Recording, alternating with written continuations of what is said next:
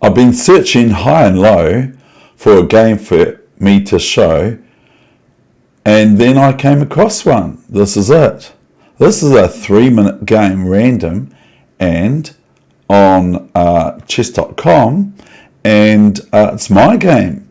And guess what? It's a Latvian Gambit or opening or so, and it actually really suits me. And the reason I played it is because a friend of mine is a good chess player, plays the Latvian very well better than I do. So here's this game that I've just played, this 3-minute game on chess.com.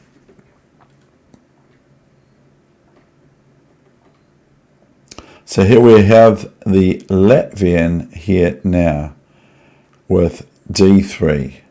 So this suits me.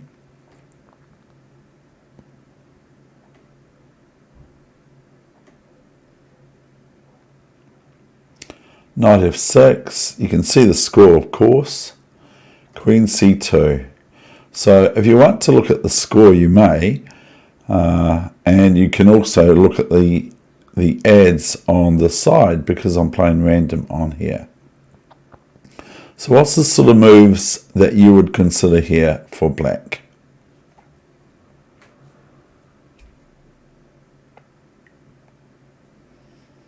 Here I played the move to aid my development is d5. A little bit more feisty than d6. d6 is, of course, a little bit more stable, but I felt like playing d5. My opponent does not capture any of these f5, d5 pawns, but plays bishop g5. So here I continue my development with bishop e7, and now we have, I thought that my opponent would play bishop f6, and maybe ed5, but my opponent went ed5, so I went knight d5, here offering a bishop swap. Once this bishop here comes off the board, then this square here for my knight is very attractive, maybe in the future. So bishop e7, queen e7, now I'm almost developed. Bishop e2, castle, castle, bishop e6. It's very important to develop than to go after middle game tactics and strategies. It's better to develop. So here's bishop e6, h3. Now this is not helping white. In fact, I think it's actually weakening white's king side. So king h8. I just want to get the king to the cushion, as they say in snooker or pool. And here's knight bd2. That's a good move. Knight f4, just with obvious intent of knight e2 check, winning the bishop, of course. So white has to play something to remedy that, and then white chooses rook a e1. Now just rook a d8. So now I have comfortably and as well as white developed my pieces ready for the middle game. And so we are now in the middle game, but I do feel like usual maybe that black stands better than white. Now for instance, this bishop is feeling a wee bit better than that bishop there. This knight is better than one of these knights. So here we go with rook a d8, d4. So that invites me to play a move that is maybe not the best in the world, e4 here. And here I think white should be a bit more proactive than what white played. White played here knight h2, but I think that it's not very easy for white, frankly. But I think white should probably play knight e5, but I might be wrong.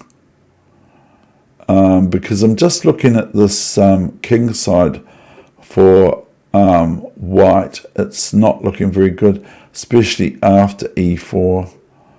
So this is telling the knight on f3, defender knight on f3 to move away. So here's knight h2. And so this is opportunity for you to just try to find the move. And as always mentioned, I'm not saying this is the best move or the best game even for me to place here, but it's quite instructive to be quite quick and kind of feisty, as it was just Gary Kasparov's birthday on the 13th of April this week, and he turned 21, so that's pretty good. So this is quite instructive for finding what to do with a wee advantage.